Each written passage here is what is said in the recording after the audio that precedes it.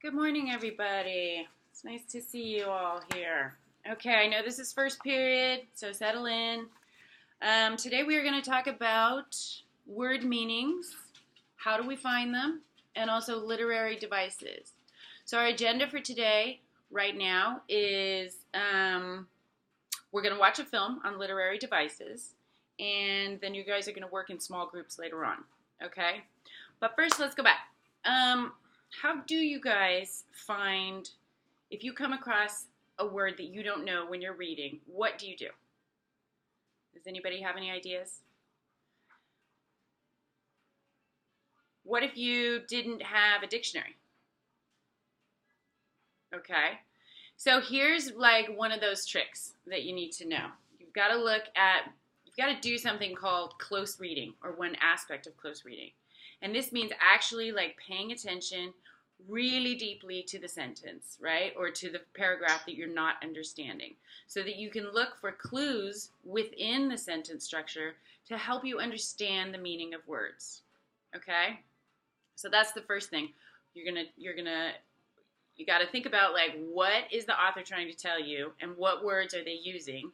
And this is what are called literary devices. They're the author's tools to convey meaning or to make you appreciate the emotion of the writing, whatever it is. There's a bunch of different literary devices. And again, I'm going to show you a film about that. But I wanted to just I wanted to show you how I would do something like this with a text that I have. Okay? So, I have an article here from The Atlantic.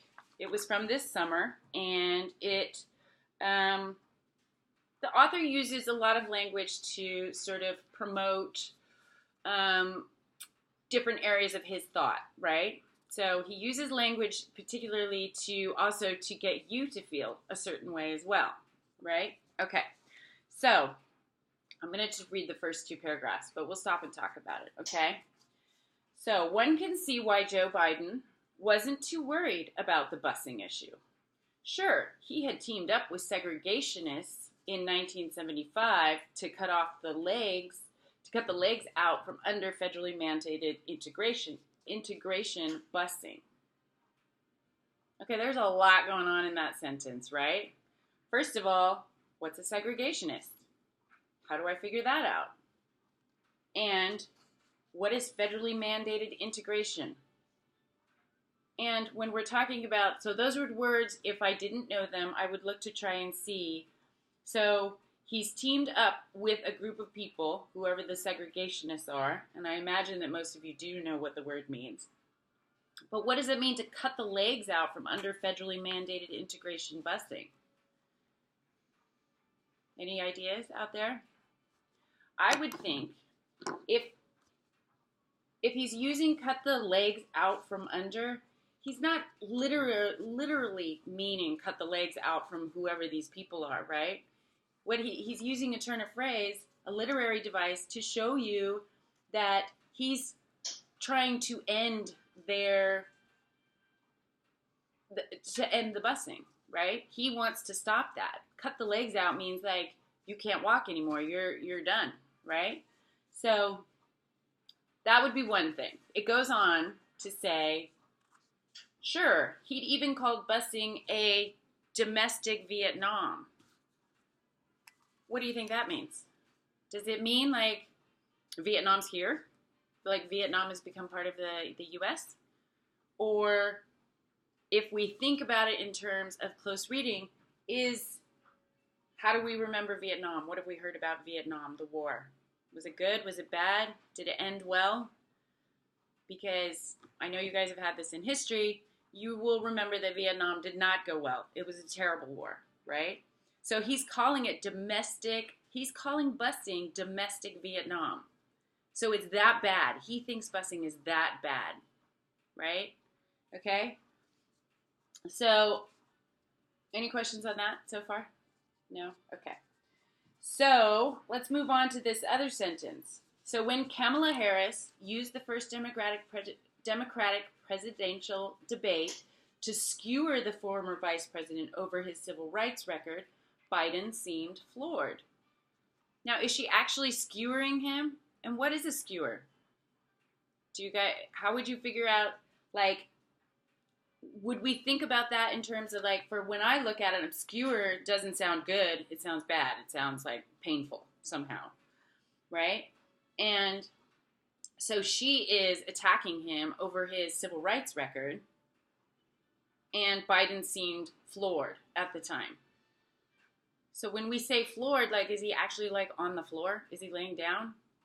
No, he's stunned. He's shocked that somebody is attacking him for something that was done, many, many years ago. So it's things like this. When you're reading and you don't understand, you have to kind of look at it, try and figure out other meanings. When you guys do this in groups, you are going to, you'll be discussing with your peers, like, what unfamiliar words or terms are being used. And, yeah. So, and again, I'm going to give you a choice of text that you can use. That's something you will each decide as a group. You can choose what you want to use. And right now I'm going to show you a short film on literary devices, because there's so many and authors use them all the time. Some examples, allusions to things, like they're not saying it straight out, but it's an allusion. Flashbacks, authors use that all the time. They interrupt a story, they go forward, they go back, right? Imagery, what kind of words are they using to describe, to give you, the reader, a mental image of what is, of what the author wants you to see in your mind's eye, right? Then there's irony, there's metaphors, there's symbolism. There's so many literary devices. This film is only going to cover maybe 20, but we can go into depth more on that. I can print out some other definitions for you for literary devices. So now what I want you guys to do is, I'm going to want you, hang on, don't move yet. I'm going to want you all to work in small groups. You're going to get your text. You're going to choose your text. And then what's going to happen is you guys are going to write, you're going to write notes on unknown vocabulary. You're going to discuss possible ways to understand it, or what you think it means, right, as a group. And that's going to be, I also want you to note any literary devices that you see in the piece. What is the author trying to do? What tools are they using in particular? And then how does that make you feel? Was it effective or not? Okay? And then you guys are going to write that on your computers. One of you will type it, right?